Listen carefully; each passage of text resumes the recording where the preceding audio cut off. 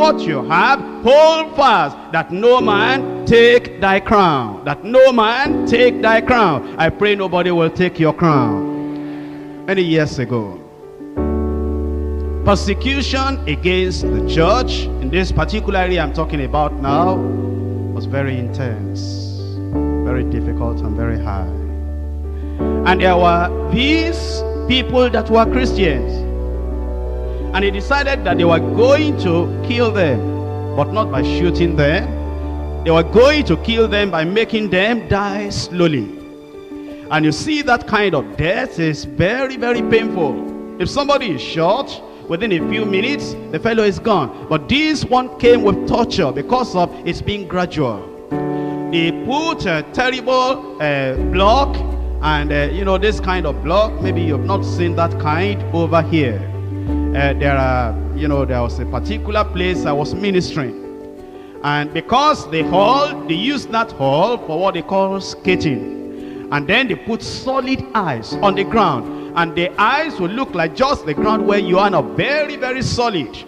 But because of the meetings we were having, they had to put planks of wood on the solid ice so that people can, still sit down, and they put their legs on the solid plank. But then there was somebody that tripped on that ice on the ground, that is in a pan that was not covered, and he broke his knee. I mean, it's solid ice, but very, very cold.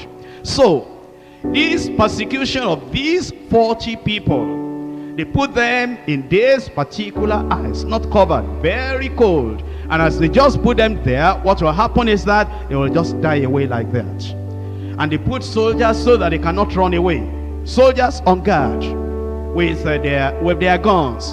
So that those people will just stay there until they are frozen to death. And so these 40 people there, when they first got there because of the persecution, they were holding on, and they said they were not going to give up. And eventually one of them freezed to death. Then the next one died. Then the next one died. Then the next one died. Eventually 39 died, remaining one. Do you know it's difficult to stand alone? Do you know that when there's no encouragement and when there's no fellowship, where you don't hear the word of God like this, do you know, you'll think that you are the only one going through what you are going through. It's difficult to stand alone. So this other fellow began to wonder that before life is frozen out of me, maybe I should change my decision. And eventually, one of these soldiers there, he had been looking at what was going on. Sometimes God opens the eyes of unbelievers. Like he opened the eyes of Nebuchadnezzar and gave him that dream that Daniel interpreted. Like he opened the eyes of Pharaoh and gave him those two dreams that Joseph interpreted.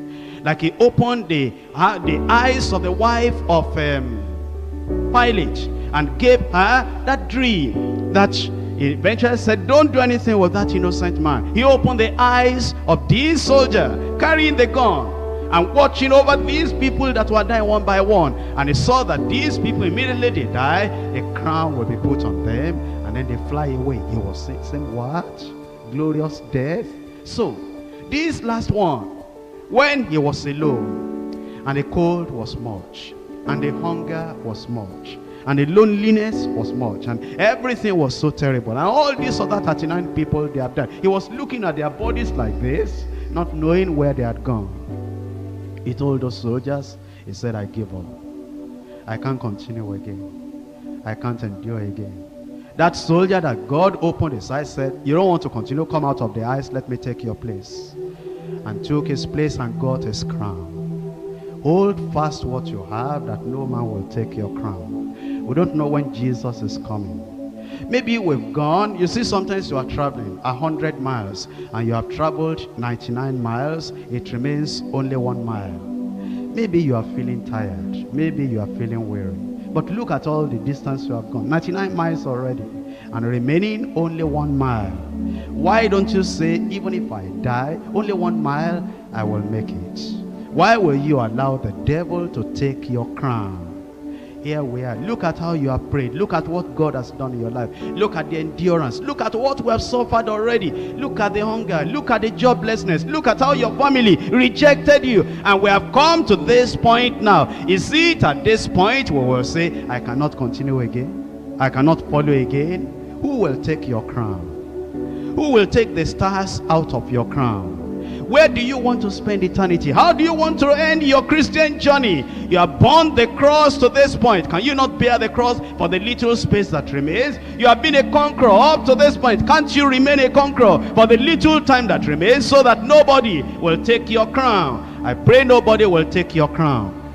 The devil wants you to lose your life, to lose the crown. But Jesus is saying, my son, my daughter, my child, a little bit more endure. A little bit more endure. A little bit more endure. We shall soon be whole. Let's rise up and pray.